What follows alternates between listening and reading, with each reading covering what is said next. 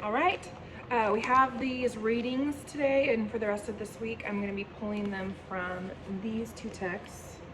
We've already done some reading out of this book. This is the Complete Middle School Study Guide for everything you need to know to ace American history. So in the scanned PDF that I gave you, you're seeing these pages on the Declaration of Independence. These were part of your assigned reading from earlier this week. And so I'm going to read through what it says for you, and then I'm going to read the other portion of our reading assignment. So the Declaration of Independence, the actual words, has 4 parts. So I'm reading at the top of page 102 right here. The preamble, or the introduction, is the first part. Number 2, the Declaration of Natural Rights.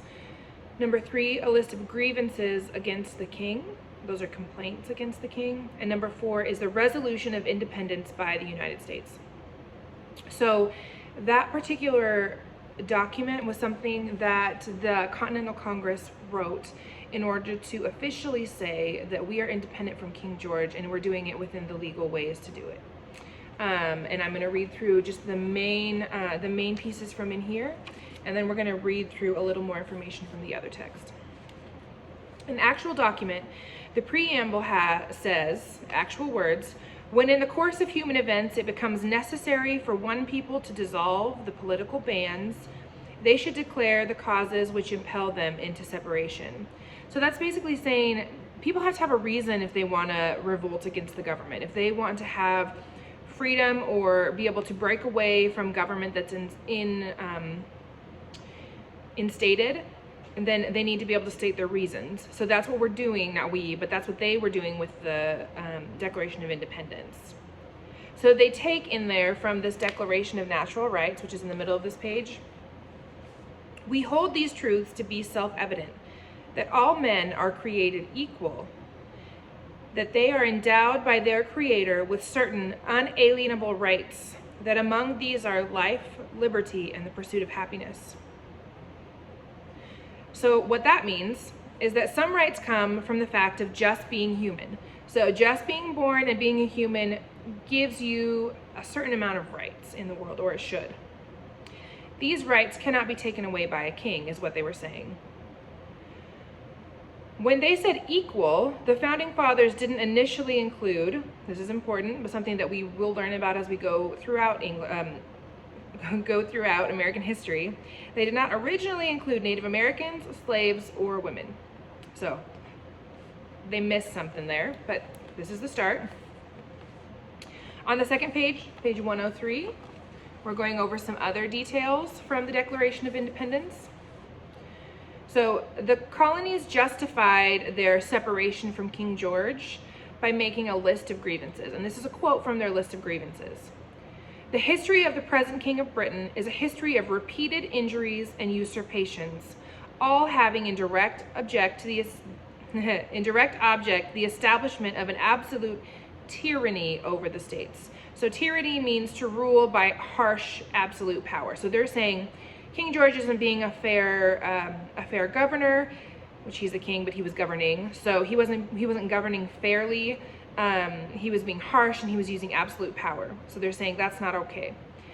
The grievances or complaints that the colonists had against King George III were followed by a lot of examples. So they gave a lot of examples, like the different acts and the different taxes that we've read about in class. So at the end, from the Resolution of Independence, it says, we therefore, the representatives of the United States of America in General Congress, do, in the name and by the authority of the good people of these colonies, solemnly publish and declare that these united colonies are of right, ought to be free and independent states. So they're saying, this is why legally we're breaking away from you. You have not governed us fairly, and we're saying we're independent from you. Okay, and then the last page right here is an example of, it's interesting. Here's the first person who was known to sign the Declaration of Independence was John Hancock, and he wrote his name very big right at the top. So in this book, it has the actual size of his signature. So just to boil it all down, the Declaration of Independence in 40 words basically was saying this: government is a social contract. If the ruler doesn't protect the people and their natural rights, the contract is broken, and the people can overthrow him. King George III broke the contract, so now the U.S. is its own nation. So they're saying, you didn't do what you were supposed to do as the ruler. We no longer give you the right to rule us. We are our own nation, and you no longer can tell us what to do. And then John Hancock, President of the Congress, was the first to sign the Declaration of Independence. His signature was so large and stylish that people sometimes still call a signature a John Hancock. Okay, so that's the overview from this text. I'm also going to read through this, the reading from this book, which is on page, I closed it on accident. It's on page 71, but it's the one that starts that looks like this in your PDF. I'm not going to continue giving you a lot of details. I may do some asides as I read this, but I mostly wanted to just provide you with it being read out loud if you prefer to listen to it instead of reading it. So this is a good portion, a good section in the video that if you'd like to pause and read on your own, you may, but you may just choose to keep listening. So it's up to you. Okay, page 71, the Declaration of Independence. In May 1776, the Continental Congress met in Philadelphia. This time, the delegates came as rebels against the British government. And on the aside, it said, a rebel means to fight against someone you think has unfair control over you, or to rebel, I should say. There were 56 delegates from the colonies. They wanted to be independent from Britain. The delegates decided to put this idea in a Declaration of Independence, which we just read about. They chose Thomas Jefferson from Virginia to write it. They asked 4 other men to help him. Among them were John Adams of Massachusetts and Ben Franklin from Pennsylvania. These men, this little aside on the side, I'm going to read these as I go. It says, these men were often called the fathers of our country. It took Thomas Jefferson 17 days to write the Declaration. Each day he got up and played his violin. Then he put his portable desk on a table and began to write. The words he wrote would inspire people all over the world, and they continue to inspire us today. There's a picture in there of his portable desk. It's like a little teacher desk a little bit. Ideas in the Declaration. In the first section of the Declaration, Jefferson wrote that all men were equal. They had the right to life. They had the right of liberty and the right to seek happiness. Second, Jefferson wrote that people should be able to choose how they want to be governed. He said that government should protect the people and respect their rights. Their rights are to life, liberty, and the pursuit of happiness. In the book, you'll see this image of the actual Declaration of Independence. You can see John Hancock right there. That's why his signature is so famous. So that's a picture of the actual one. The Declaration also said that if the people decided their government was not protecting them, they had the right to change it. Finally, Jefferson listed all the wrongs the British had done to the colonists. He wanted everyone to know how Britain had treated the colonists. And then this is just a little aside, a little cartoon saying, not fair. The Declaration did not free slaves. It did not apply to women either. There were nearly 200 years of struggle before we had equality for all Americans. So that's something that we keep kind of coming back to, is this idea that this freedom happened. It's happened in stages for different groups of people. So that's something to keep in mind. Okay, page 76.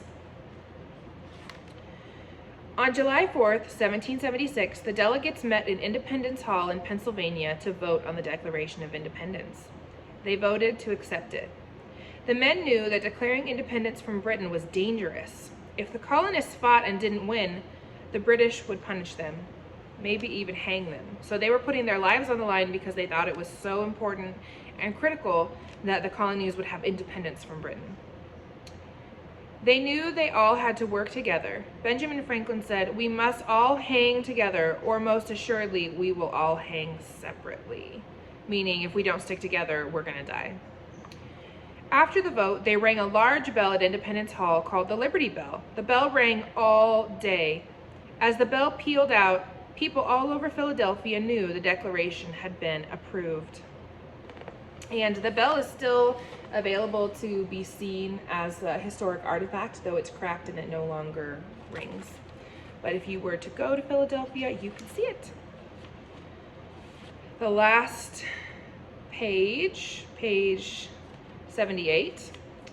The print shops and newspapers in Philadelphia rushed to print copies for the colonists. Riders leapt on their horses and galloped away to deliver the news. George Washington read a copy of the Declaration of Independence to the cheers of his soldiers.